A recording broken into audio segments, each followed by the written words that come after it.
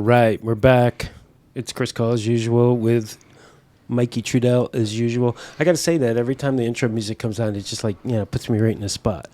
Even if I'm a little meh.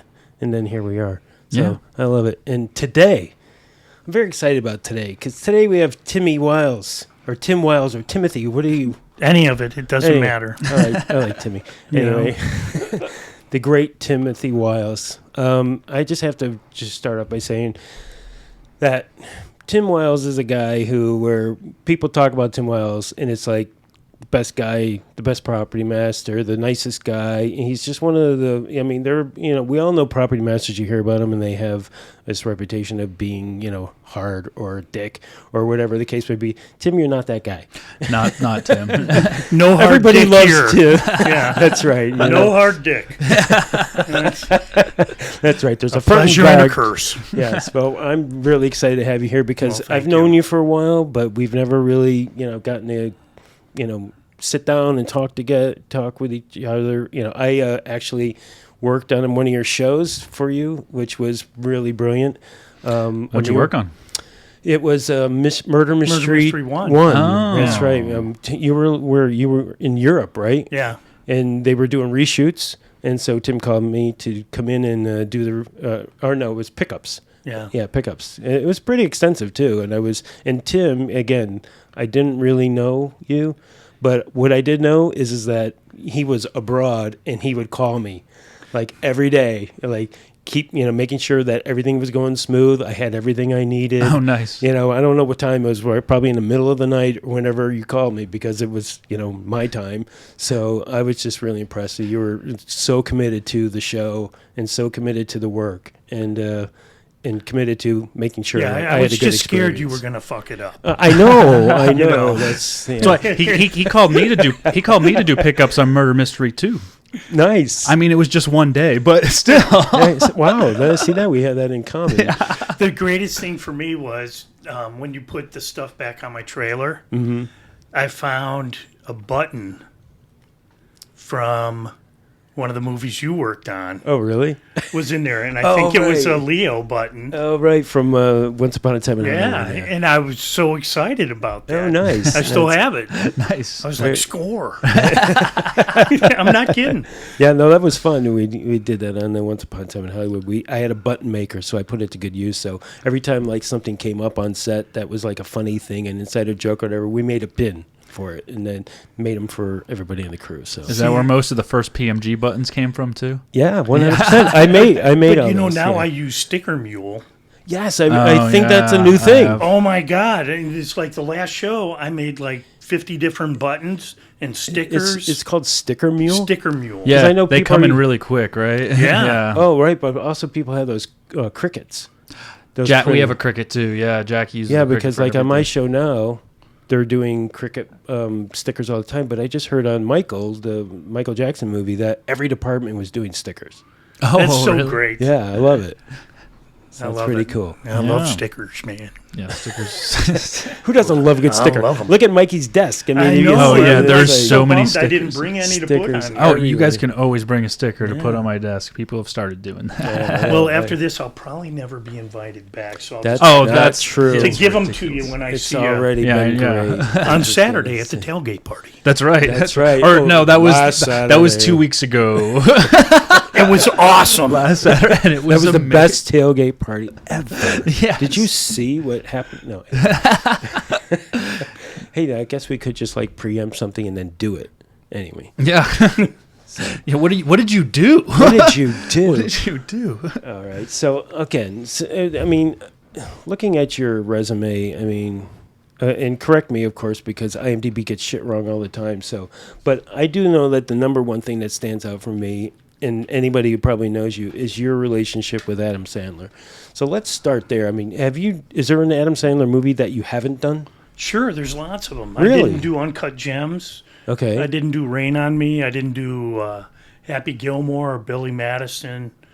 I met him on Punch Drunk Love. Okay. The Paul Thomas Anderson movie. Right. And at the end of that one, he's like, hey, we're going to do a movie in the fall. Maybe you should come and play. So you obviously connected with him on Yeah. that show, right? And that was Anger Management. So Anger Management was the first one. That was 2003, Okay. I think, around that time. Wow, but you've done how many now? Like 25 or so. Holy In the crap. 20s. He's pretty prolific, so that's a lot. Yeah, and they've been the best. I Yeah. mean, they really have been, and have given us all the tools we need on every show to give them comedy, Right. to help them do what they want to do. Yeah. Is it mostly Sandler that's kept you around, or is it the entire crew that's been the same for nearly this whole 25 years? Well, the crew was the same for probably the first 15 years, and then since the transition to Netflix and being on the road all the time, it's really changed quite a bit. So now there's probably a core group of maybe 10 people, 8 to 10 people Oh, wow. that are still there from back at the beginning. Right, but like above the line people? Yeah, some of them, Right. or some people are just in his camp, or his designer Perry Blake has been there forever. Right. Yeah. Perry's one of the first guys I met out here. Yeah. Yeah, I know, again, the short time that I worked on that one film, the culture in the community, the family vibe was very distinct. And I think that's Barry Bernardi. That's the producer that's Yes. been there from Happy Madison before the Adam movies were really kicking. He was doing all the Rob Schneider stuff. The Animal with Max Breen was doing all the props on those. And The Animal and Deuce Bigelow. Oh, yeah, a lot yeah. of the Rob Schneider stuff. I see. Yeah, well, again, and that, I mean, that's like one of the best parts of what we do is when you get hooked up with people who actually respect you and take care of you and understand what you do, and Their family. Yeah, and their family. And their family on the road, and we all band together whenever we get out. There's Kevin Grady is one of the producers, also with Sandler, that, they're friends. Yeah. And they're lifelong friends now, and they have been for a long time. And we've all been through our ups and downs and our craziness and Right. our calmness, and Yeah. come through and are able to stay friends and work together and be creative. 100%. And I can't remember where it was, but I know I saw you on camera. Oh, that was the wrong Missy, right? The wrong Missy, but also Chuck and Larry. Okay. I played one of the calendar guys who was buying a calendar in New York, and but I mean, hey, I'm still getting $13 every, Nice. $13. well, yeah, like twice a year from residuals. Taft-Hartley used, that would happen. Yeah, I actually got Taft-Hartley'd on a movie called Survival Quest, which was the very first movie I ever worked on. It was a Don Coscarelli movie. Oh. And it was a low budget, under $1 million. But they had a great cast. It was a lot of the people from Aliens. Oh, okay. Wow. And so everybody hung out on that and just banded together, and we shot a ton up in the mountains. It was a lot of fun. All right, cool. Since you segued back that far, let's start there. Tim, how did you get into all of this? I got a degree in film and television Really? production at a place called Grand Valley, back by Grand Rapids, Michigan, a little town called Allendale. Okay, and did you grow up in Michigan? Yep. Okay, cool. Yeah, and then I moved out here, and I think it was 85, and I could not get a job, and I had bought a little magazine out of the back of, Back pages? yeah, something like that, but it was a magazine called How to Get into the Movie Business. Oh, wow. And it was filled with phone numbers. Okay, And every week, man, I would call numbers. cold calling. And finally, this guy who worked at Dick Clark Okay. says, buddy, they need somebody at Dick Clark. Wow. Yeah, take a PA job there. So I took a PA job for $200 a week. Sure. And Dick Clark was the nicest guy. There was like 3 people there in Dick Clark. Wow. And he just like had me run around and do stuff. And the next week I got offered a job at a place called PJ Roth and Associates. Okay. And they said, you'll make $1,800 a week. And I'm like, I grew up with no dough. I'm Right. like, money. Quit Dick Clark, took that job, and then it was commission. So I made like $30 a week. Oh boy. Commission doing what? Yeah. Trying to sell media space. I see. Trying to book people on Right. radio talk shows. Right. And that was not my forte. No. You didn't like it? I didn't No. do that. Yeah. I failed miserably at Yeah, that it kind was of stuff. horrible. And I went and I got a job on Survival Quest as a PA extra. Okay. Because one of my roommates got cast in it and decided to go to UCLA. And he's like, just go in my place. And I did. And I went in there like, who are you? And I said, Robbie Bruza.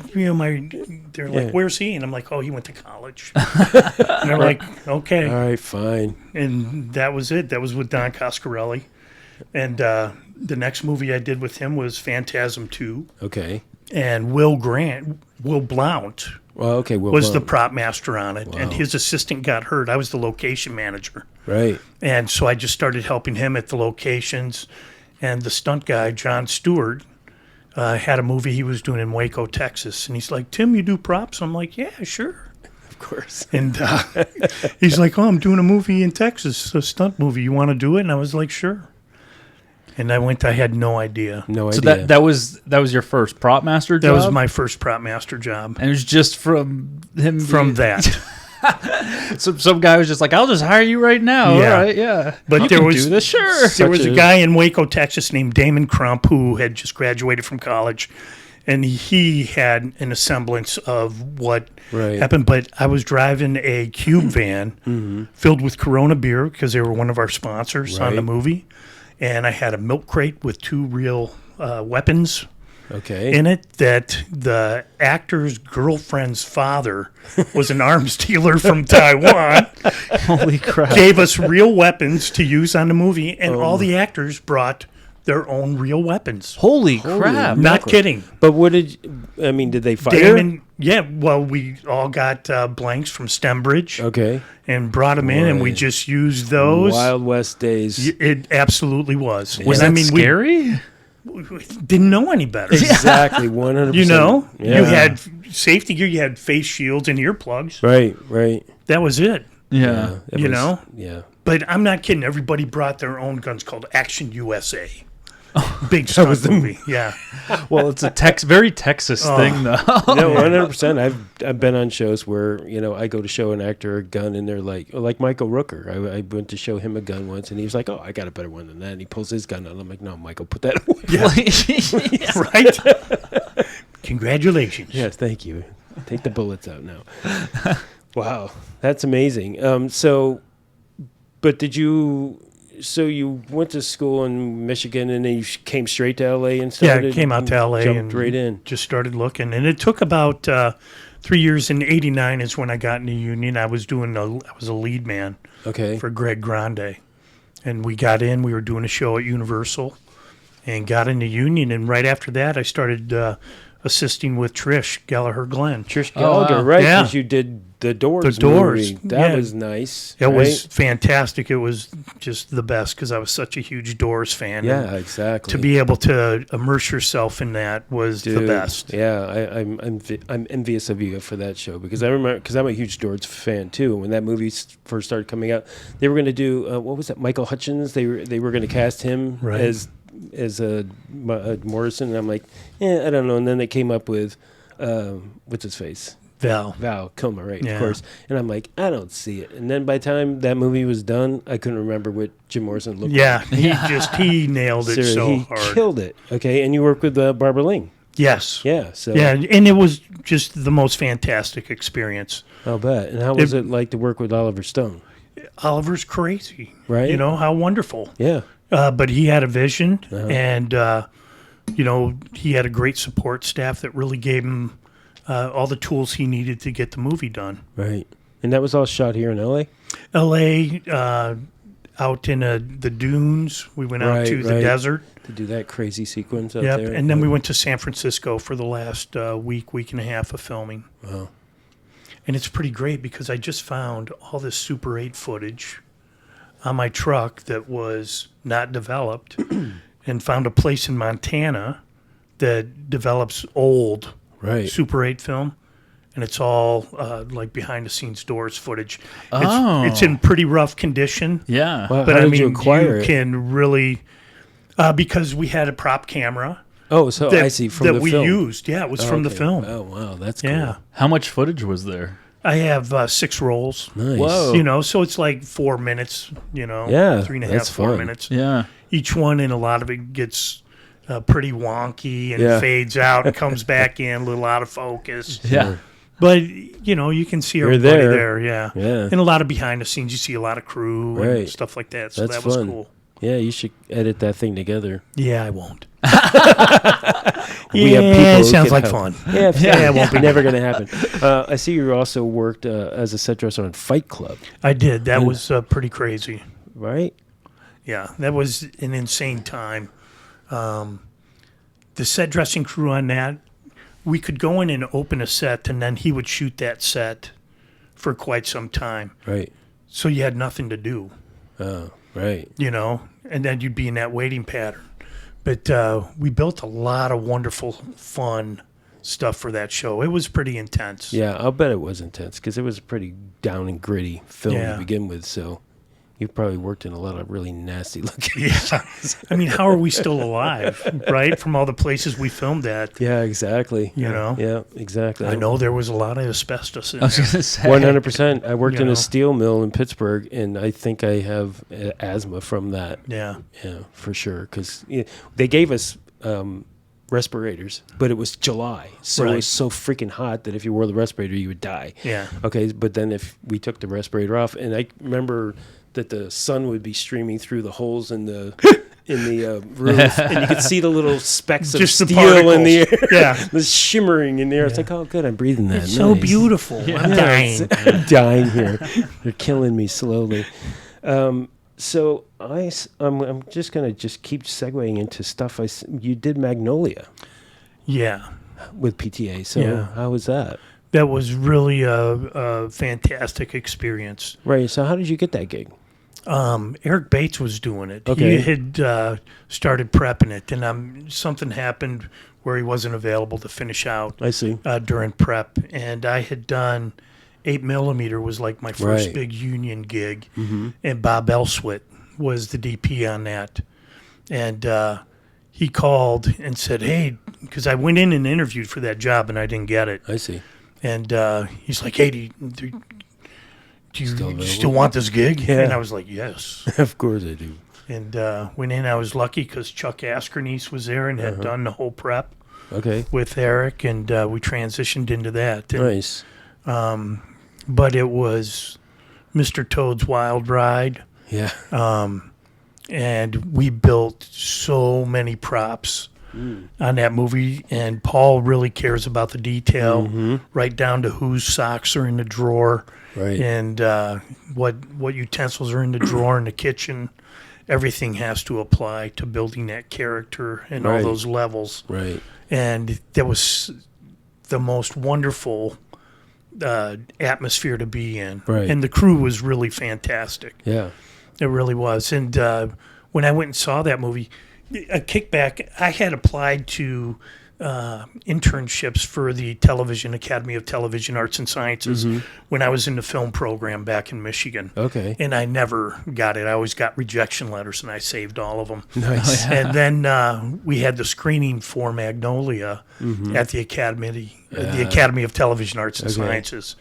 And I was like, if I never work on another movie after this, I'm okay Right. Yeah. with that, because I felt that complete Right. Sure. with that project. It Right. really is just such a beautiful, long project. Yeah, because again, I'm sure for a lot of people working with somebody like Paul Thomas Anderson or Fincher or somebody like that, it's brutal in a lot of ways. But for what we do, I think it's like it's the best. Okay, because All you got to do is buy in. Yeah, well, and again, it's inspiring when somebody cares enough about the props that they want it to be perfect, and Yeah. that makes you rise to that level.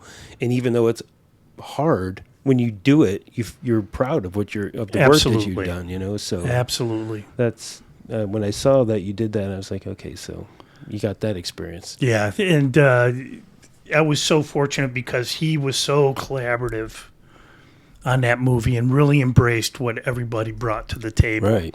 It was really a fantastic experience, and it was hard and it was grueling. Of course.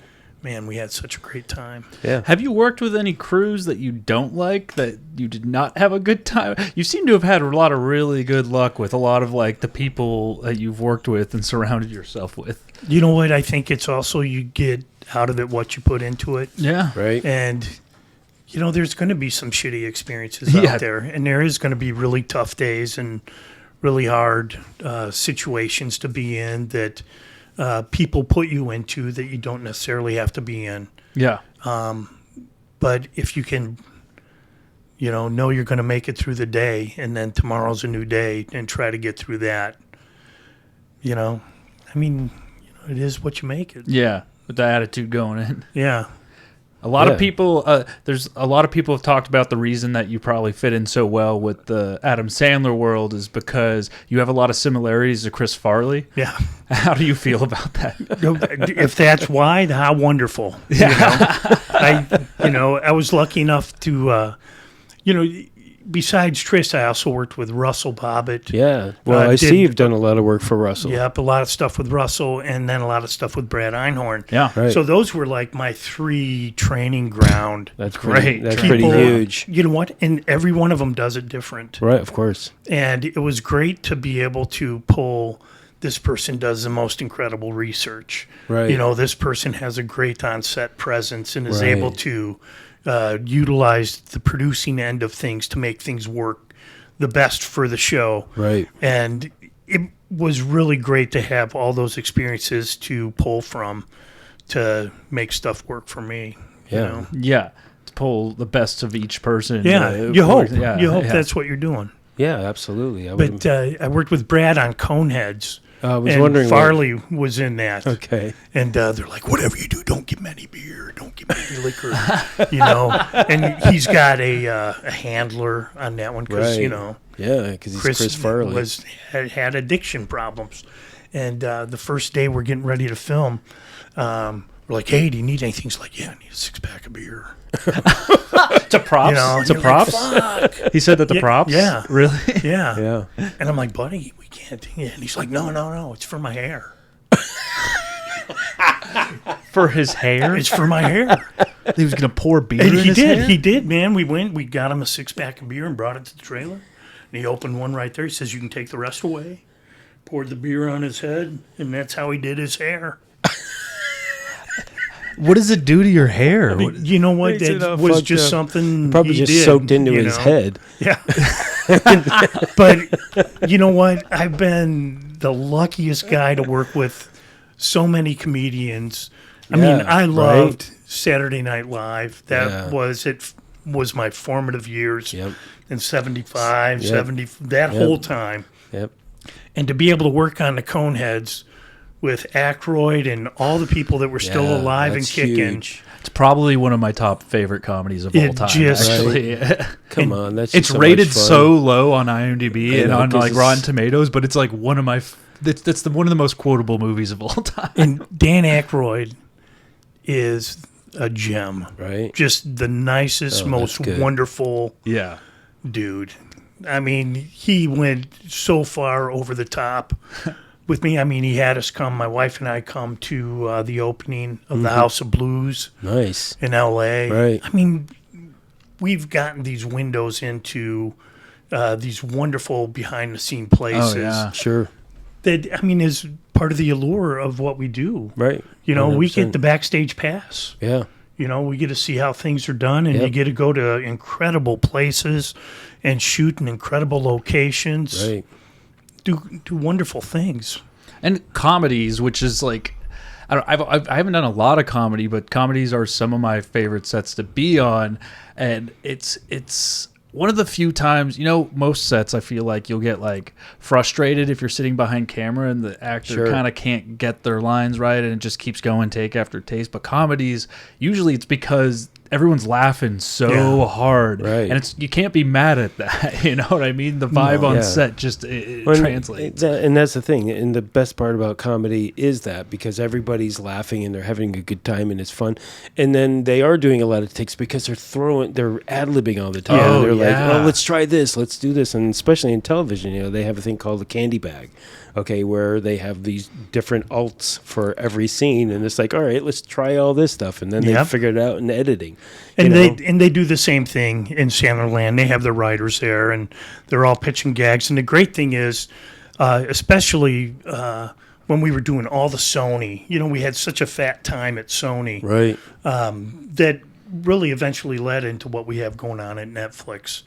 But the group of writers, man, they would come and they'd say, like, hey, I want to pitch this gag. Right. Can you do this? Yeah. Is this something, how long will it take you to do it? Is this something I should wait for until tomorrow? Right. And Yeah. we're like, no. Because every script we get, you prep. Yep. Yeah, And you don't throw anything out. No. And they'll say, hey, remember in the second draft, we had the scene there? You didn't make that, did you? Right. You go, let me go see if I can throw something together for you. You go on the truck. Yes, sir. It's right here. Here you go, sir. Thank you. And again, that's the best part of the job, right? Yeah. I mean, you do a medical drama and you're doing the same thing every day, or you do a lawyer show and it's like freaking, briefs and briefcases and it's boring as fuck. But then you do comedy and it literally, you're in the mix because they come up with a joke and it usually involves a prop. Yeah, and if you can't break it out, they can't do the gag. Right. And so, yeah, it definitely makes you rise to the occasion, Yeah. for sure. And it's stressful. Yeah, of course. It is. So that was the other Farley thing is, yes, I'm almost as large as him because I stress eat.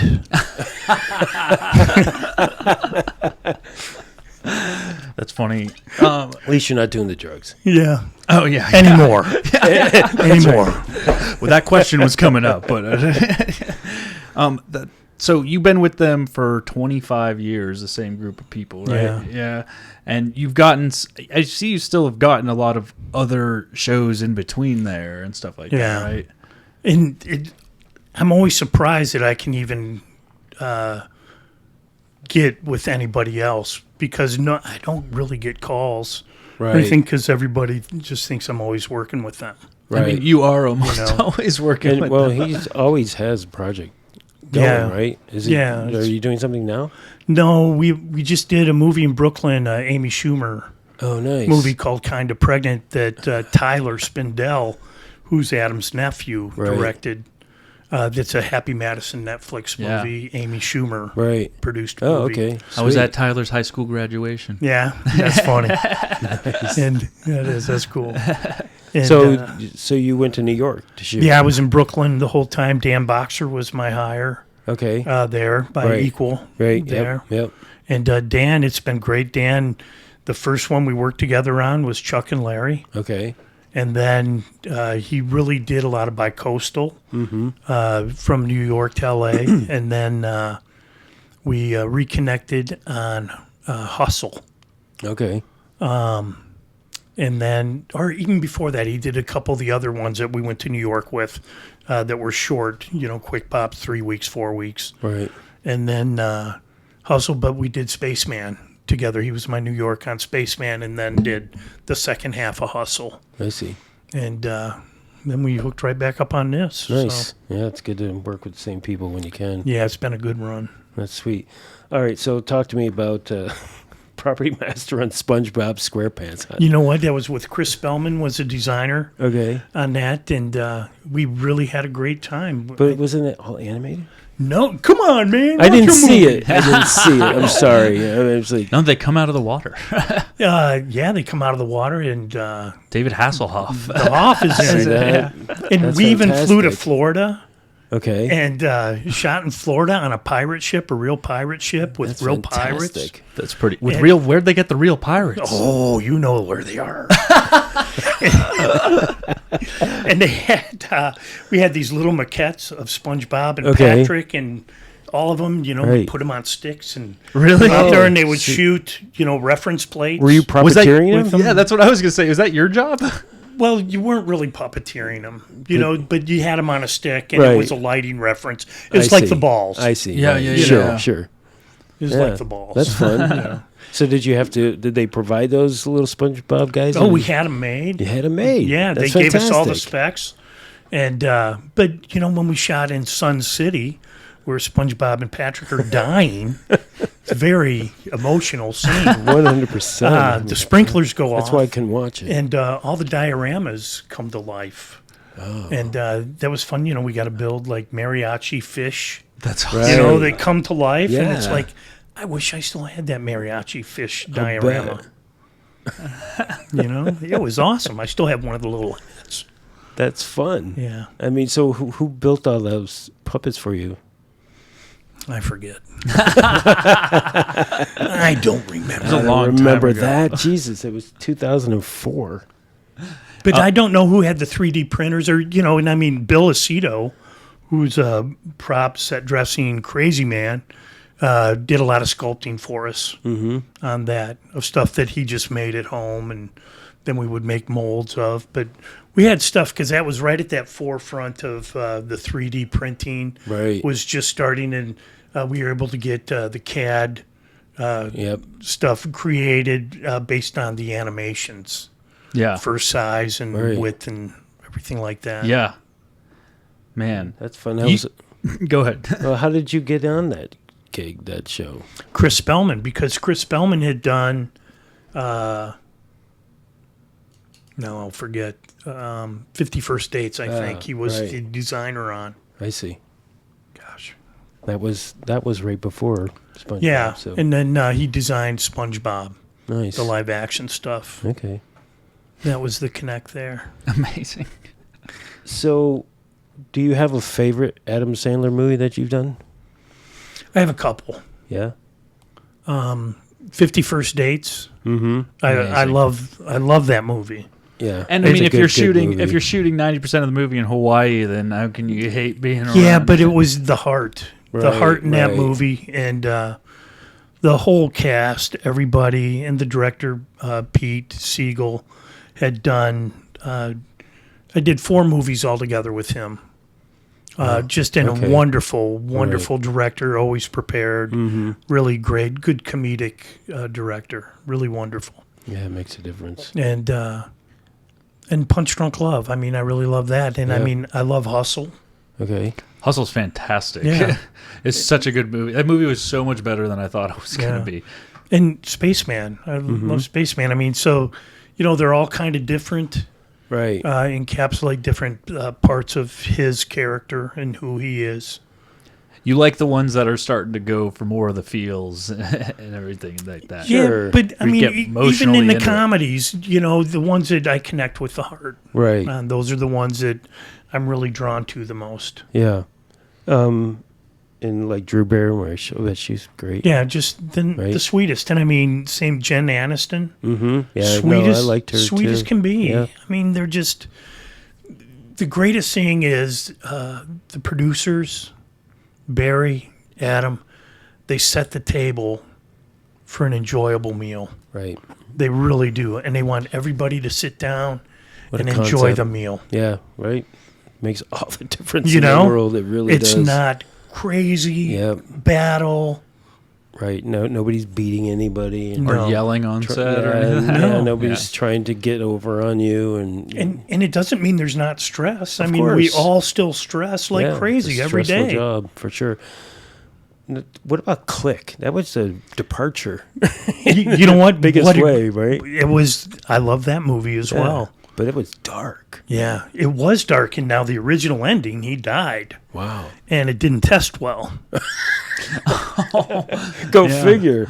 But I mean, he died when he had the heart attack in the parking lot. He Right. died, but the ending was a beautiful wrap up of him going to be with Henry Winkler. On the plane. Right. Yeah. Right. In that fantasy sequence of the death of his father. And it was a great reunion of his family in that sense. Sure. But the audience was like, no, Yeah. he cannot die. Yeah. Yeah. And so we reshot the ending. So, like, when you first read that script, were you like, whoa? I was like, wow, this is fantastic. Yeah. And Gary Fettis was the decorator. I mean, just a talented, wonderful man. And he had a great crew. I mean, we had Dean Semler. Just these guys would get the best people out there. Yeah, of course. And somehow I got to stick around. Somehow. Come on. Somehow. Tim. Yeah. It's like somebody said to me very early on that, like, oh, well, not you could be a shit prop master, but as long as, like, everybody likes you, you have a better chance of getting the job than the really good prop master who's a dick. Well, yeah, because you have to work with them every single day. There's some truth to that, too, but I think that they do care enough about the props that it really doesn't matter how nice you are. If you can't get the job done. Well, that's well, true. that's right. If you have both, then that's a golden ticket, Yeah. which is like you right now. Well, yeah. Thank you. Yeah, 100%. You do great work. Yeah, There's no doubt about it. Spaceman, it was. I texted you right after. I was like, "Damn, like, there was some good stuff there. Like Yeah. it looked really good. Everything in it looked really good." You know what? We really had the art department, the decorator on that as well. Fantastic, David. Chris was the art director. He was really fantastic. Jan, who was the production designer, I think he's from Paris. There was language barriers at time. Sure. Johan, the director, and Jakob, the DP, they would talk all the time in Swedish. And people would be standing there going like, what the fuck? What are they saying? Man, I love that director. Loved fun. him. So good and so collaborative. Right. Knew what he wanted. Knew his color palette, and that was Jan's strength as well, as his color palette. Right. And then the head scenic, the painters. I mean, the crew we had on that. And this was pandemic. Mm-hmm. We all got right, tested. right. Oh, yeah. We shot this in 2021. Wow. And it didn't come out till 24. Was Paul Dano on set reading the lines? Nope. Or no. No. Nope. He came by for one day. I think just he was in New York and came by. Where we shot, it was just Adam. And we were at Grumman, where they built the space Apollos. Oh. And we built our sets in there. Oh.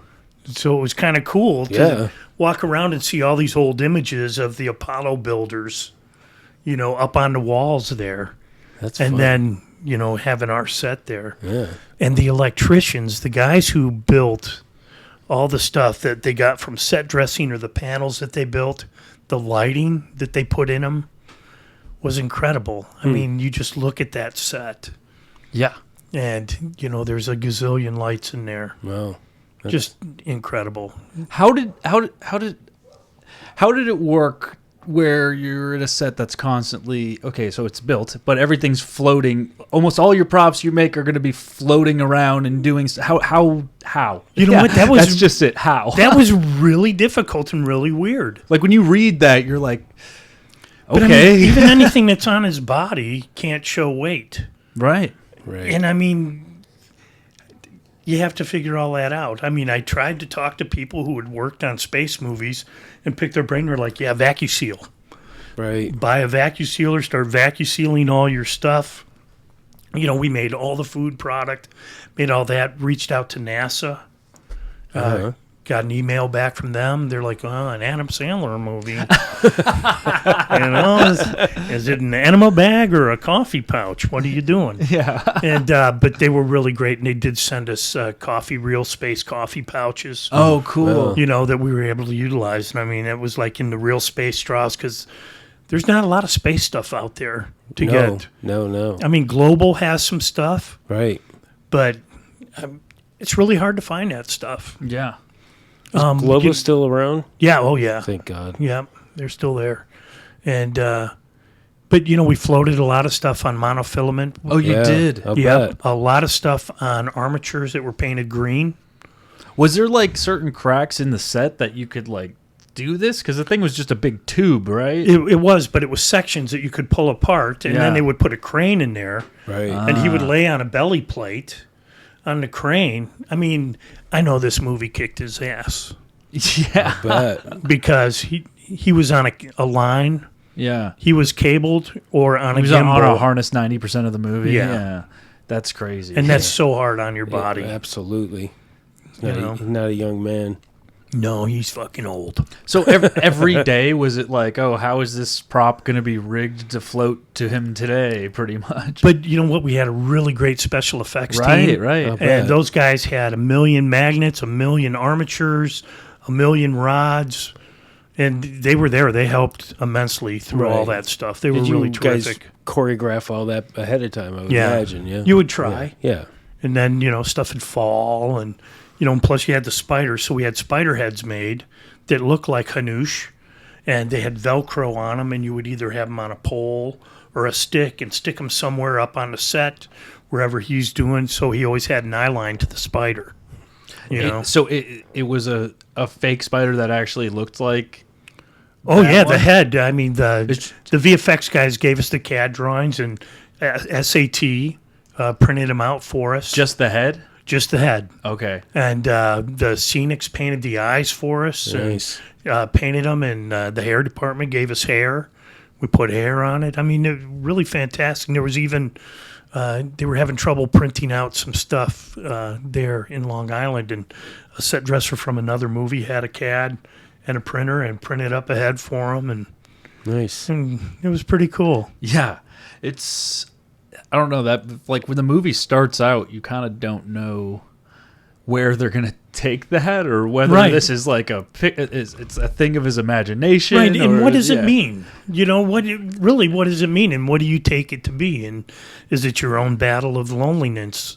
I mean, is it you really looking at yourself and saying, these are my regrets, this is how I fucked up in life, and this is how I can fix things, and how do you come to that epiphany? Yeah. It's a real gut-wrenching look at yourself. Yeah. Yeah. It was. Yeah. That's cool. Did you? So is that the closest that you had to work with special effects on a movie? Yeah, I don't know. I mean, the guys are usually pretty great, and we have them. They're involved in a lot of stuff every day. Yeah. They're Comedy rigs. Yeah. Yeah. they're pretty amazing special effects guys. They're almost universally good at what they do. Yeah. I haven't worked with a bad special effects person in a very long time. Yeah, we've been so lucky, and I mean, the guys we had on the last show were great, and I mean, Yeah. we really utilize them a lot. Yeah, we really for do. sure. It's a very important collaboration Yeah, they between save our props and buns. special effects. 100%. I see you did Pixels. Yeah, What was that like? you know what? That was my largest manufacturing Ah, movie. SAT, Mm-hmm. Lewis and those guys, they helped immensely with the design elements all right. that we needed for all the space weapons, all the armament, all of that stuff. We shot the whole thing up in Toronto. Wow. Did you have a decent amount of prep on it?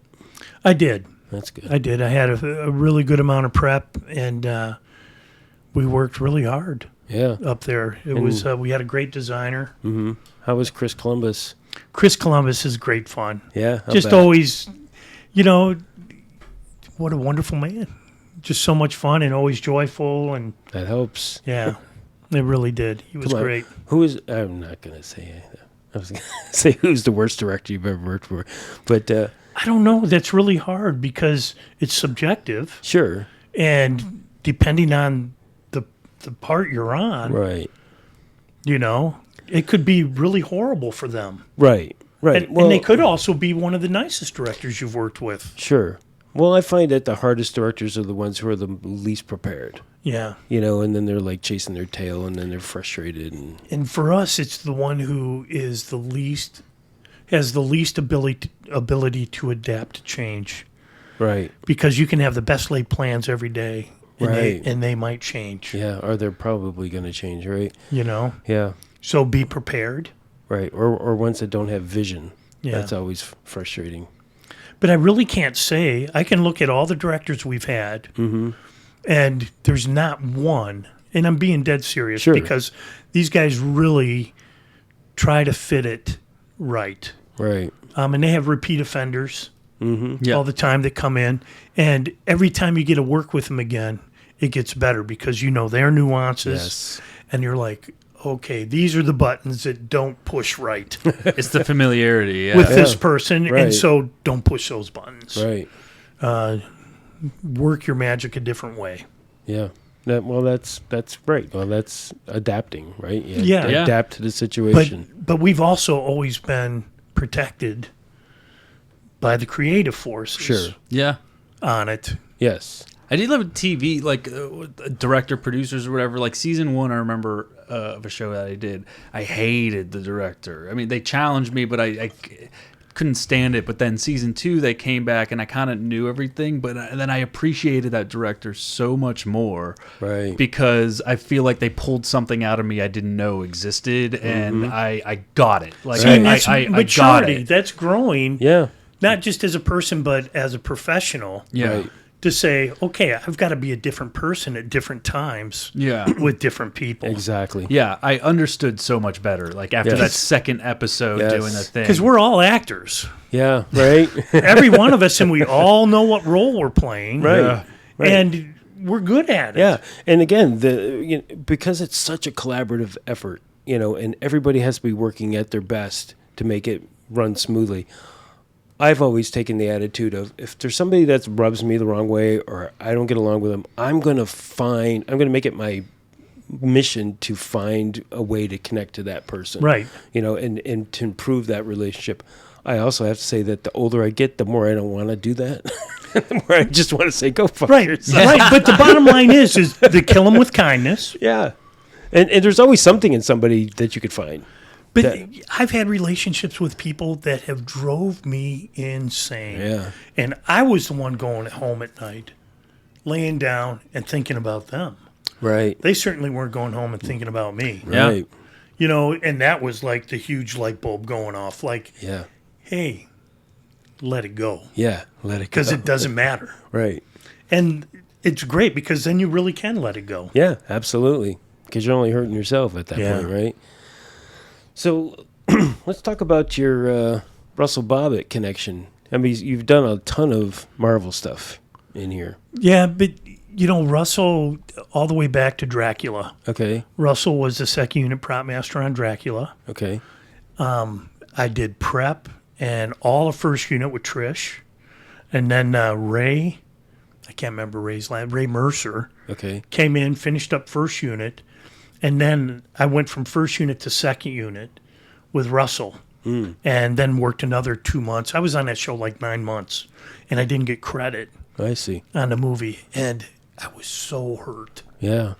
But there's an image in the movie of Harker, and it says T. Wiles, photographer, Oh, on nice. it. And also I've got on a trading card between Francis and Anthony in the background. You can see. That's awesome. I was on that movie. That's right. Here's proof. But that's where I met Russell. Oh, so it's been a long relationship. Yeah, and we really had a great time. Yeah. And really connected, and worked on Sergeant Bilko with him after that, and Casper and the Flintstones. Wow. And really had a lot of great fun. Yeah, And I just done bet. a lot at Universal, and that's those were times when Universal was a family lot. It was a great lot you could drive into. Yeah. You could drive your vehicle Yeah. through the tour. Right. You could go sit up on the top of the hill and have a couple beers at the Yep. end of the day and watch the sunset. Yeah. It was a back lot. It was like you Yeah. had your own back lot. Yeah, that's interesting that you say that because I'm at the Universal lot now, and I had at the beginning of my show, they gave me this golf cart that was like, I think they pulled it out of the swamp and cleaned it up and gave it to me. Really? It was just a piece of It's crap. like breaking down and Well, stuff. yeah, it's just like I hit the accelerator and it just would stall, and there's a tram behind me, and I'm like, oh my god, I'm gonna die, and so I finally they were like, okay, you could get a new one, you just have to go trade it out, and I had to drive all the way up the hill. That's like there's a whole world up there. There to that is. to that little golf cart, Yeah, like that repair. little golf Like, there's cart. literally It's a golf cart repair shop. Yeah, it's like it feels like you're in like southern, in the backwoods of Louisiana. Yeah. Yeah. I love that lot. That's where I got in the Union back in '89. Was off a show there, and it's like you could have the run of the lot. You could Yeah, drive all over right. the place and no one Yeah. said anything. Yep. I You would drive up to the gate and they just wave at you Right. and you drove Back in the day before Yeah. 9/11. Yeah. Yeah. I mean, it was really fantastic. And, when my folks would come out to visit, Yep. they'd just jump in the car and you drive up. It's Yep. your mom and dad. Hey, how Yeah. are you? Come on in. Exactly. Yeah. Yeah. No. My brother came out a few years ago, and I called him a drive-on pass on a show that I knew that I was working on just so I could be able to do something like that. So there's ways. Yeah. It's amazing. It really is. And that's part of the fun is, we sometimes get jaded Sure. just by being immersed in it all the time. And then somebody that you know or someone you don't know, you talk with about what you do and some of the experiences you've had. And to them, it's still magic. yeah. And to them, it's still like, oh, you are so fortunate to be able to do that. How do you do it?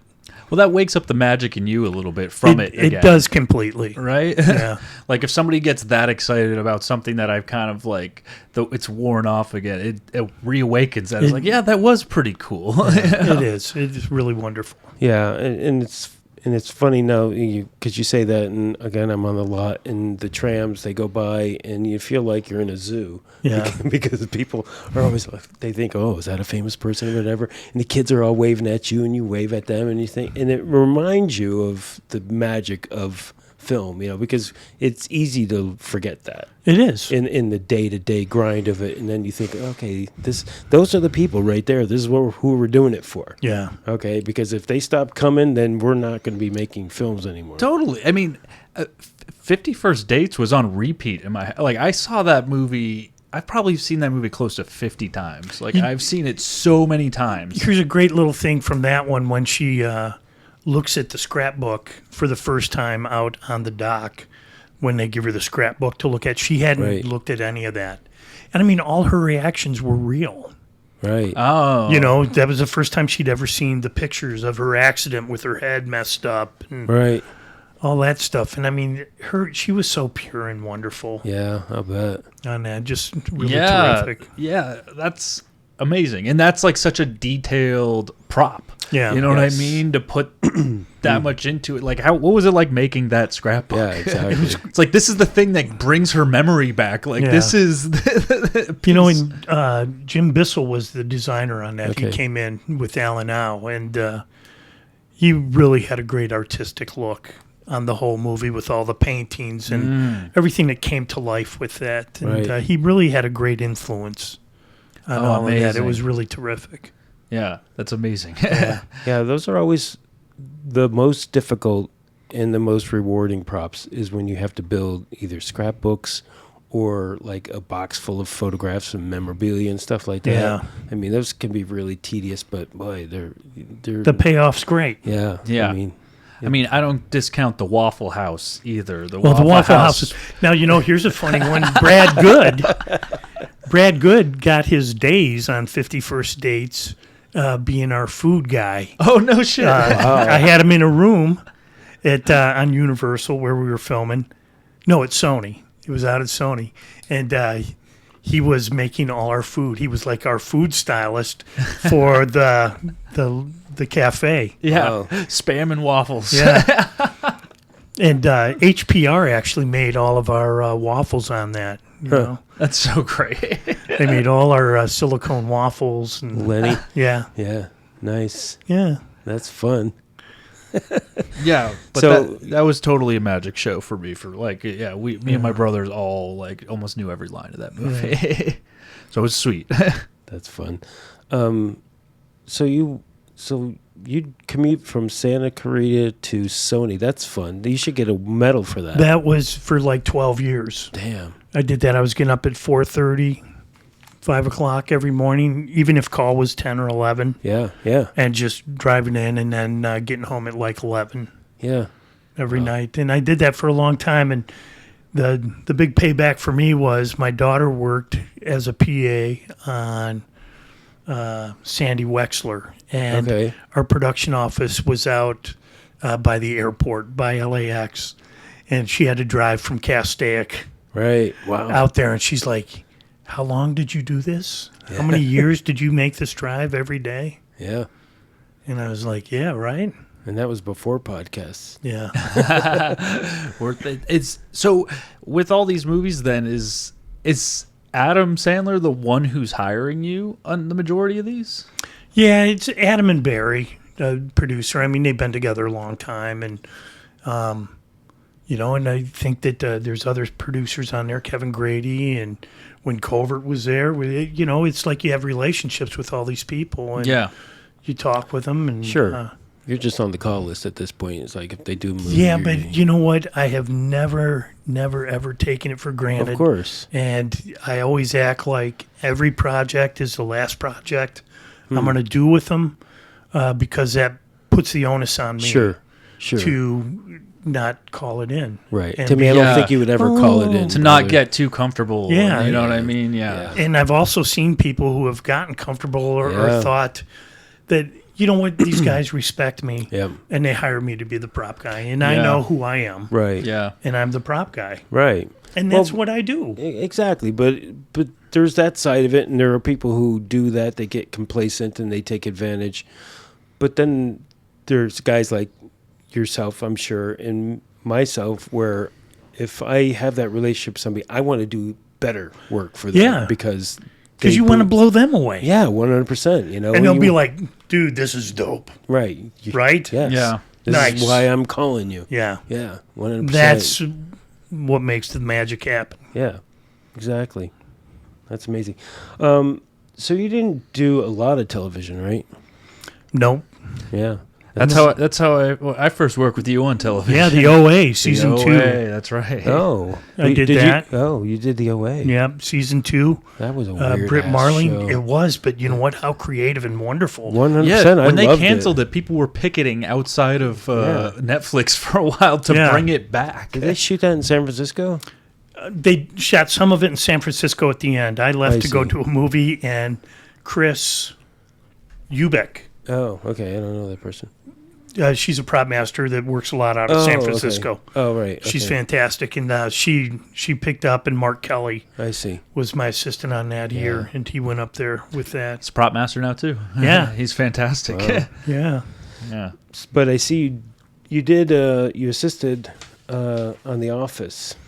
Yeah, I had a really great situation where I had met Phil Right. and We're got talking along about with the him. Phil great Phil Shea. Shea, yes. Yeah. Yeah. God, rest in peace, my man. That's right. And he would bring me on when I would finish. I would finish a Sandler movie. It Okay. was pretty clock.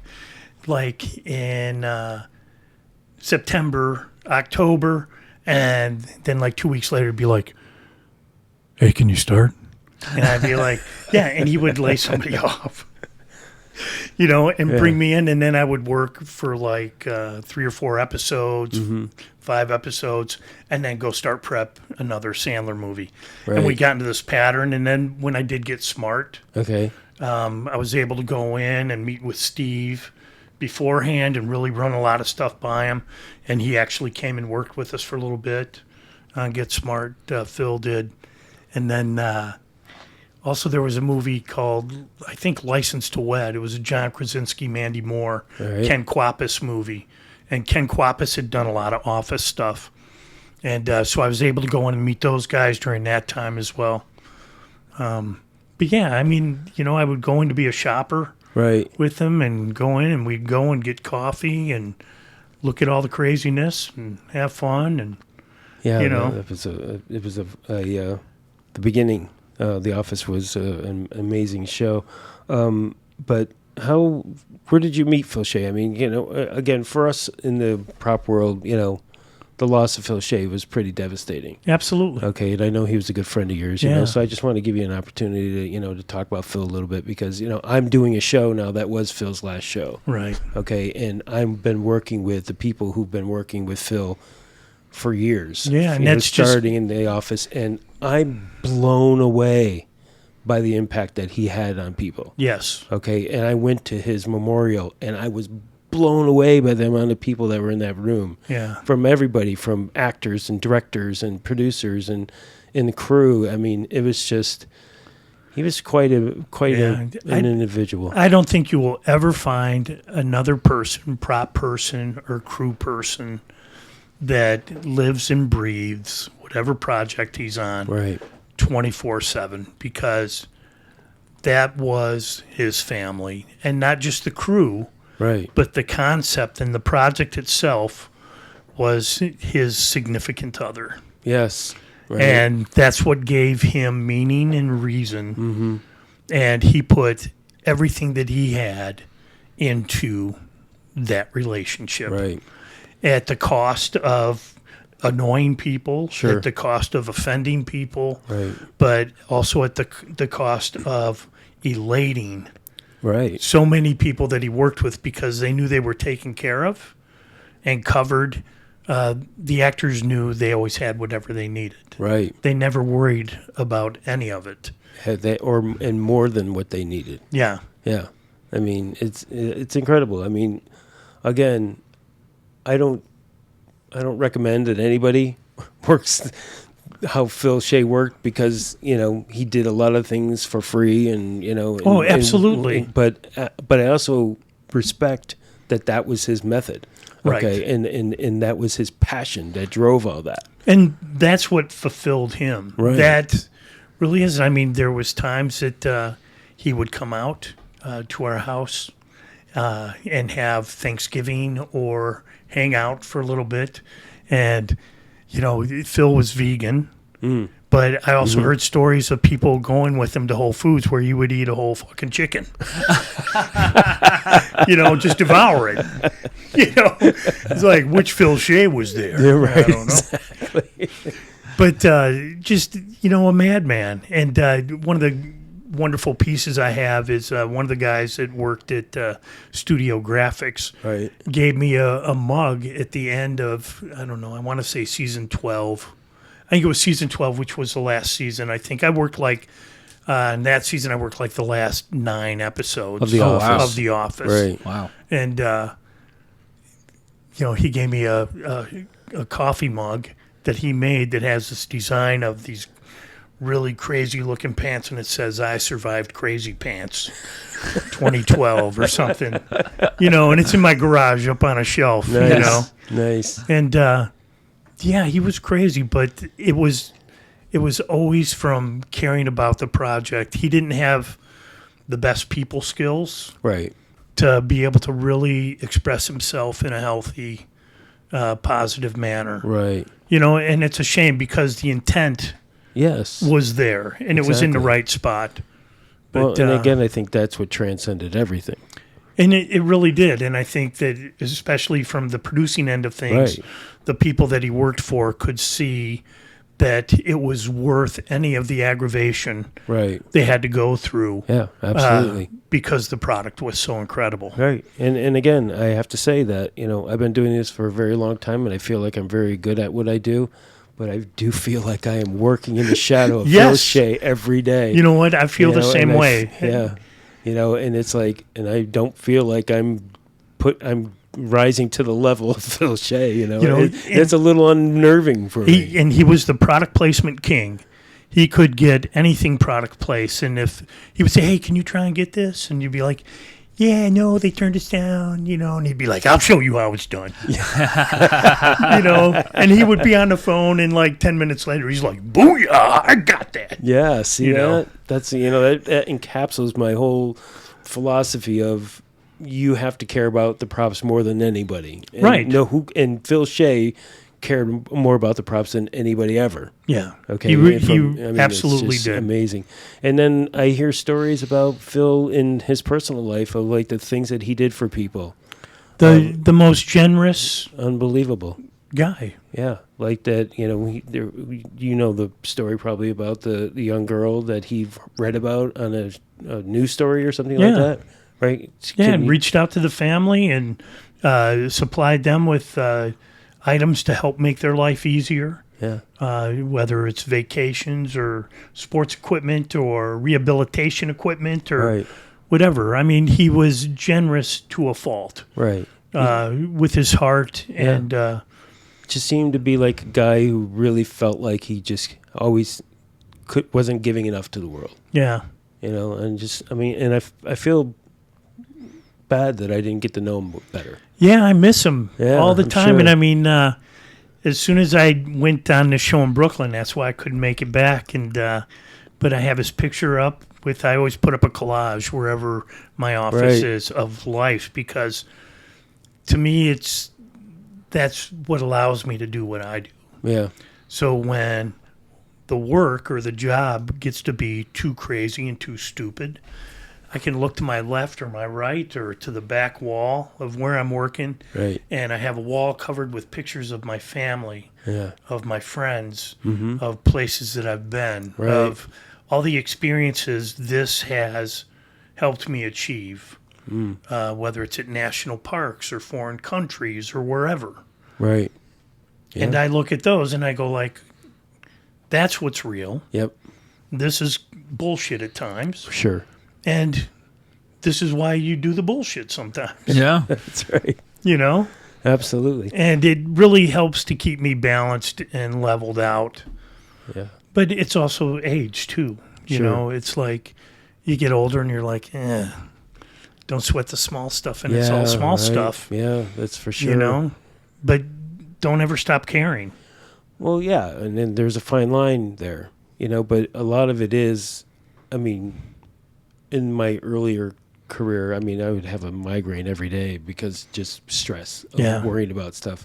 But then I think, you know, with time comes experience, and that experience helps you to be able to know that it's going to be okay. Right. You know, and you have a method, you know, and so as long as you're following that method and you're like lining stuff up and knocking them down, you're going to get through it. See, and that's with technology now, with the new flow of information that we have. Good God, right? This is the hardest part for me, is the transition from going with my old school method of entering my breakdown, of doing all my own POs, of doing all my P card, all my cachet, everything, because it all reinforces my brain to my tracking system on everything that's been done, manufactured, purchased, rented, whatever, because I've done this repetitive, installation into my brain of all this information. Right.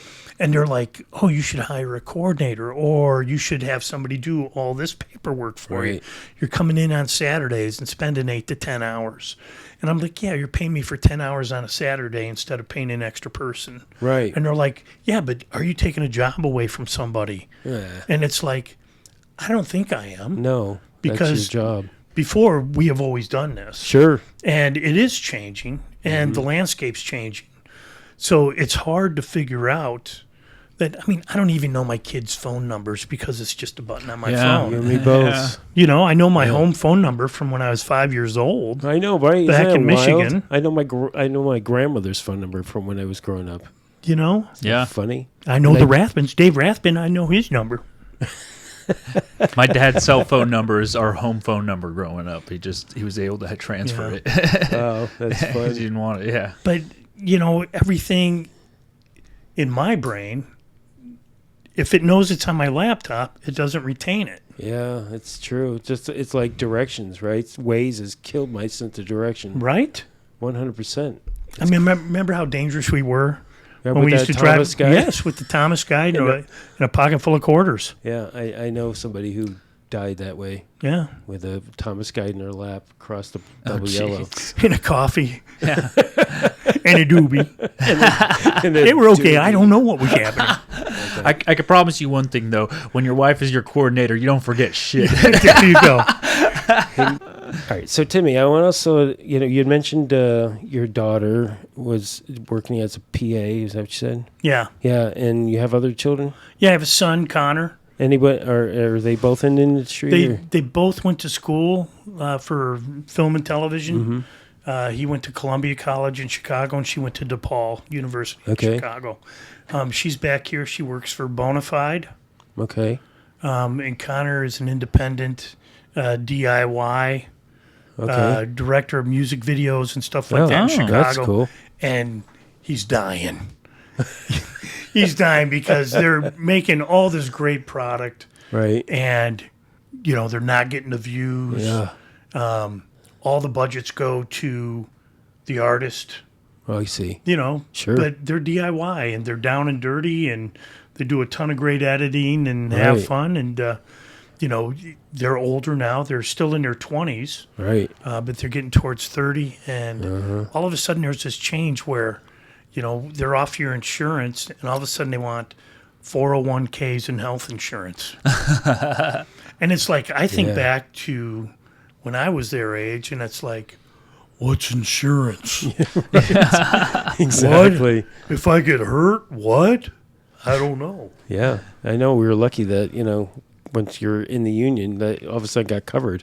Right. Oh, yeah. Yeah. I've been union since I was 23. So See, I never thought about insurance. And I mean, I didn't get in until, Right. I was 30 or whatever. Oh, really? Yeah, I did 10 Yeah. years of non-union before I got in the union, and I had a family and everything, and insurance wasn't even part of the equation. I was I used to ride a motorcycle. Oh, Jesus. And I didn't have insurance or a Right. motorcycle license, and I would take the tags off of car license plates and put them on the motorcycle. Yeah. I didn't can't- have insurance. I didn't have a license, and I rode that thing for 2 years. Right. I would never say that I have been known to take a registration tag from ISS and put it on my Oh, yeah. Well, there is a benefit to many of the things that we do, but And it was only because I didn't have time, because we worked so much. I got pulled over once in Burbank. Thankfully, it was Burbank and not LA because I would have been eating the curb, I'm sure. yeah, But the cop pulled me over, and he came back and he took my license and everything. Came back and he said, so where do you work? And I told him. He goes, okay. He says, listen. He says, your tag is expired. He goes, but your sticker's not. I'm like, yeah. He goes, I'm going to go back to my car. He says, when I come back, that tag should be gone. I'm like, yes, sir. yes, right away, sure. Right away, sir. So that was pretty cool. Yeah, But that was the last time I did that. but you think back to when I first started in this business. And all the cool things that we have always done behind the scenes and to make movies that was really still just movie stuff. Sure. That ball game's gone. Yeah. That's changed. Everybody can make whatever they want now. Yep. You can be at home. You can do DIY projects. You can look up anything. You can see how to make molds. You can see how to print stuff. That's crazy. You can you can build anything you want. And I know that because I go on and I go like, how do you change a faucet in the bathroom? Yes. Yeah. I'm a plumber now. Nice. You know? Yeah, YouTube taught. You can do it. Yeah. And you can make anything, whether it's paper products, licenses, counterfeit, everything. anything Yeah. can be created. And it can be created to look really good and incredible. Right. And it's the same thing with AI, with building stuff, Yeah. with creating content. Yes. 100%. I mean, we live in a fantasy land now. Yeah, and that's all at our fingertips, like you said. Do you remember? Do you ever try? I guess this was like in the early 2000s, where I thought, "Oh, I'm going to put my money on my scanner and scan some money." Right. And it kicked it back. They had some sort of thing in there that like identified that you're trying to scan money. And Really? Yeah, and it wouldn't let you do it. Does that still do that?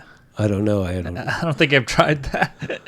I haven't had to. I haven't had to because ISS put out some great money now. Right. Of course, and that's also you can buy fake movie money on Amazon now. yeah. Yeah, you That can. is great filler. Yeah. There's like, what was it, moviemoney.com is Yeah. like the new go-to now. Yeah. You buy big bags of money. Yeah, there was just a story the other day on the news about some guy who tried to sell his motorcycle on one of the sites, whether it was, I don't know, what's it called? Yeah, right. One of the online where you sell to the public. eBay or something? Yeah, or Craigslist Yeah, or sure, whatever. sure. The guy came out, said, hey, here's the money. He hands him an envelope with all the money in it. He says, can I just take it for a spin? He's like, yeah, sure. So he takes it for a spin. He takes off, and the guy looks at the money, and he opens up and says, movie money. Yeah. On the Oh, hundreds. no. Yeah. I'm like, wow. Bye-bye. Yeah, bye-bye. So, Sorry.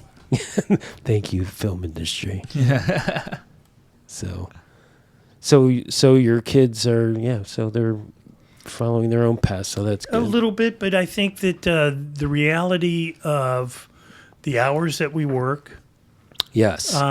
is a different challenge for my children. Right. They don't want to work 100 hours a week. Yep. They want to have a life balance, to be able to do things to enjoy life Yeah. along the way. And it's like, that makes me think back. It's like, have I enjoyed this journey? Right. And I have. Yeah. Yeah. You know, and Yeah. I really love it. Yeah. There was a price to pay, but at the end of the day, I think I'd do it all over again, right? Yeah. Because, I mean, the experiences that we've had have been pretty unique. And your kids don't hate you. No, and I mean, Sometimes I they have do. relationships with them. And Yeah. Right. still with my wife and have, Yes. you know, I'm very fortunate. And it's like, yeah, there's been rough patches Sure. in there Of of course. stupidity and craziness and Right. melon heads. Yeah. And we've been able to be adults and make it through all that. Yes. Yes. Well, because the payoff's also good, too. We make good money for what we do Yeah. as well. I mean, because, again, if I were to try to transition into anything else, as I tried to do during the strikes, Yeah. where Trader Joe's wouldn't even have me. you Yeah. know? So it's like, Yeah. Yeah, I was killing it at the flea market. no. That's always more Yeah, it work was than it's sustainable. worth. Right? This is a video format, Tim. You're not tricking anybody. That's hilarious. So, I mean, is retirement in your mirror, or are you still planning on keeping on? I'm still planning on playing and having fun. I still enjoy it. I still love the challenge. Yeah, I want to retire, but not yet. It hasn't hit me where it's not fun. Right. You know, and I asked Sandler, I go, buddy, how long are you going to do this? You know, and he said, when they stop laughing, Nice. you know. That's a good answer. Yeah, I thought it was the right answer. And I think that when I look at where my career is going, I'm still having fun, still meeting a lot of people. And, you know, Yeah. why not? Yeah. So, what do you have on the horizon? We're getting ready, hopefully, to start up Happy Gilmore 2. Freaking amazing. They're writing that right now and getting ready. We're hoping to do that in the fall, Okay. probably in New Jersey. So heading back out to the East Coast. And So, is Adam living on the East Coast now? no, No, he just likes lives it in- there. Yeah. Yeah, he grew up in my hometown. Really? Manchester, New Hampshire. Manchester, New That's Hampshire. right. Yeah, that's right. Oh, very cool. Are you a musician No, at all? no. And I mean, Chuck loved that aspect. Chuck Askernies, who's Right. dropping now, and he was the greatest assistant to have forever. I mean, had a really great run of probably almost, 15, 17 years Wow. working together. Oh, And we had a blast the whole time. And he would play. He would go and sing with Sandler yeah. at the Christmas parties and all Right. that kind of That's stuff. cool. Yeah. So, who's your assistant now? It's always changing. Oh, is it? It's all just reliant on wherever we're filming. Right. Yeah, that You makes know. sense. Dave Gulick, who's a prop master Yeah. out of Boston, love him. Yep. His sister Janie, Yeah, a Jane. prop master Yep. out here, Yep. and his daughter is awesome, Grace Gulick. Oh, is she in the And, game? she's a prop person, and Wow. so she came and helped us on Hubie Halloween, and we had her on Murder Mystery 2. Really? In Boston? Yeah, when we were in Boston. Yeah, Oh, and wow. then she came to Hawaii. We got to we were get able the to bring a lot of Gulick people. trifecta in here. Yeah, Jane and all It's of a them. hard feat. It is. It is. I know. no, he's just so great. And I mean, for all the times that I've worked on the East Coast, like in Boston, it's like I've been able to glum into that the Gulick family Yeah. tree and a lot of their the people they work with. And I mean, I love the crews in Boston. We've just had the best time there. Nice. Really enjoyed it. And this past time I was in New York, we really had a fantastic crew there. I mean, just top shelf. And they really cared. And I mean, that's all I care about is Right. I want to work with people who care about what we're doing. Yeah, And 100%. Do you haul your trailer all the way to New York? pretty much. Yeah. I didn't take it on this last one. We used Dan Boxers, but we're prepping it up right now to take it for Happy Gilmore. Nice. Yeah. That'll be fun. Yeah, but that trailer's been all over the place up in Canada and Mexico and all over. Very Been cool. pretty good to me. So is there anything that you want to do that you haven't done, film-wise? No, for a while there, I was like, I wanted to do a Western Yeah. so Seems bad. to be the biggest answer we get to Absolutely. that question. Isn't it? Every prop If you- master comes to us like, I want to do Western. Yeah, So- if you haven't done it, But, it's but you know it's a what? We blast. did Ridiculous 6. Okay. Yeah, so it's like kind of a Western. No, Yeah. it was a full-on fucking Western. Yeah. Right? It absolutely was. And, I mean, we had to prep everything. I Right. mean, it was a Western. Yeah. And we got our Western in. And Nice. so happy for that. And, everything was builds. We did a ton of builds on that.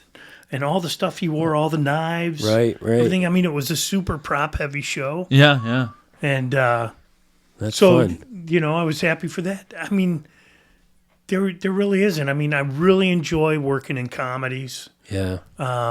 Even the ones that are kind of dramatic. Sure. Because when they cut, we still have fun. Yes. He's the greatest about always having a smile Right. and really caring about the people Yeah. around him to make it a good experience. Yeah. Yeah. Well, when you have that, you can just go on and on. Okay. Yeah. Because it's not a drudgery. Yeah. Okay. And you don't feel like you're being abused, and that you have to just put up with crap to go to work to get a paycheck. Yeah. It is. It's like you said before, it's a family and it's a good family. Yeah. Okay. I love them all. And, they care. Yeah. Dude, you've been lucky. You're blessed. Dude, I'm the luckiest dude in the candy store. I really am. Absolutely. Well, do you have anything else, Tim, that you need? No, I love what you guys are doing. I love the PMG and everything and the shared community that we have now with our brother and sisterhood of props. Yeah, it's been amazing. Yeah. It's a whole different change of when I first entered Yeah, right? to information sharing Yep.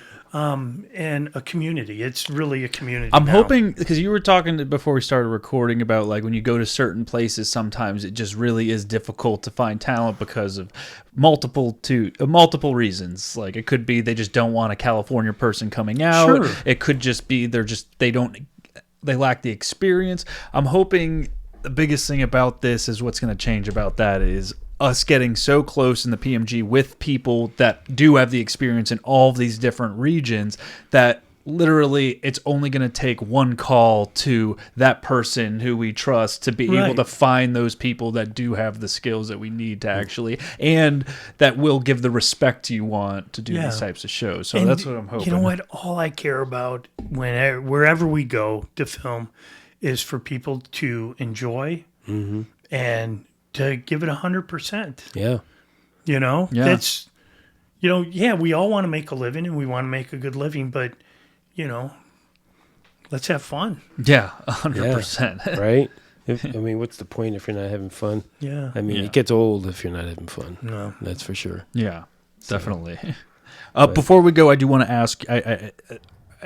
I'm going to kill myself if I don't ask this question before. You prop mastered 8mm, right? Yes. Yes. Yeah, with the great Joaquin Phoenix, Nick Cage, and James Gandolfini. Yes. Wow. Absolutely. Yeah. And you know what? That was my first real, A-list prop see. master gig. And I got it because Joel Schumacher directed it. And he had asked Brad Einhorn. And I had worked with Brad on Batman Forever and Batman and Robin. Right. And I had done the second unit on one of them. I can't Right. remember which one. And Brad was like, I can't do it, but hire Tim Wiles. He was on the Batman movies. And he was like, oh, okay. And so the production designer was Gary Wisner. Oh, okay. And he's dead now. Rest in peace, buddy. And I took him out to dinner in Miami because we started in Miami on 8mm. And I'm buying dinner for him and Cuban cigars and cognac. And I said, hey, thank you very much for having me on the movie. And he's like, oh, I didn't want you. He's like, yeah, I wanted Michael Bates. Wow. He goes, but Joel Schumacher said I had to hire you. Wow. Wow. And I said, well, I guess we're going Dutch on a meal, But, I mean, he was nice and respectful and wonderful. He really was. And, well, at least he was honest, right? But he was honest, and that also gives you the foresight into the politics of what we do and how things 100%. work. You know, I'd rather get it straight. Joaquin was fantastic. Joaquin Phoenix that's like the most different role out of everything I've ever seen him in. Right. And it has the favorite line of Joaquin's ever. I see you came back for the electric vagina. Please tell me you had one on hand. Yes. Yeah. Well, we shot in a real store, in a real adult bookstore down by Sunset. And Jimmy Gandolfini was absolutely wonderful. Right. Oh, yeah. And Nick Cage is Nick Cage. Yeah, right. Yes. You know, and we did everything we could to take care of him all the time. And one time I told him, because he was a cigar smoker. And at that time, cigars were just so huge. And so we always had cigars. And I took him in, and he's like, Tim, why? Why are you so nice to people? I mean, he really asked me that. Yeah, I'm right? like, well, isn't that the way we're supposed to be? Yeah. Aren't we supposed to be nice to each other? That's hilarious. You know? Well, and that's a really, really good point because, again, just like you were saying before, Mike, you know, anybody can, well, not anybody, but there's one thing to get the right props and have them there and all of that. But the other aspect of the job of property master is the relationships. Yeah. The relationships with the director and the relationships with the actors. Yeah. Okay. And if you're somebody who gets along well with people and, you know, has a good attitude, man, that goes a long, long way. Yeah. Okay. And they trust you. 100%. And you need that. Yeah. Okay. Because they can make your life miserable without it. But it just in general, if you're that person, you're going to do really well. Yeah. You know, and you're that guy. Yeah, we're the luckiest. And I'm really glad we got a chance to sit down and talk. Well, thank you guys very, very much. 100%. Yeah, definitely. Yeah. I want to. First of all, submissions are closed for the first PMG award. So yeah, they're closed for the 2023 season. 2023. Yeah, of the PMG awards or the MacGuffin awards. We had successfully 175 submissions. So I just want to. That's crazy. Yeah, shout out and like the true prop master fashion. About a third of those came in the final 2 days. That was me. Sorry. We all work on deadlines. We all work on deadlines, and we're so good at getting that thing in that last minute, and that's exactly what we did. So, but thank you to everybody for submitting. It's awesome to see that many submissions come through because it means it's going to be a full, fun-packed show, and there's a lot to consider for nominations. So it's exciting time. So good luck to everybody who submitted, and hopefully we get submitted and come on out in September to the actual award show itself. It's going to be a really good time. It's going to be a really good time for sure. Yeah. So thank you to everybody for listening. It's been another episode of Prop Talk, the official podcast of the Property Masters Guild.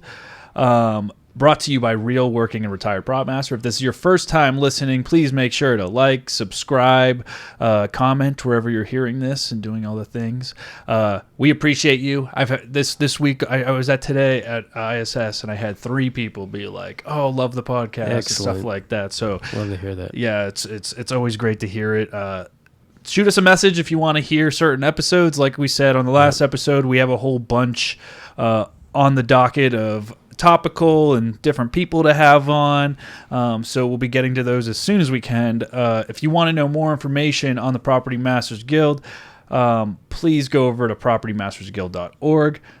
Follow us on all the socials, on Instagram @_the PMG, or on Facebook and Twitter and all this stuff too. Follow us on YouTube. I'm Mikey Trudel, and that's it for this episode. Goodbye.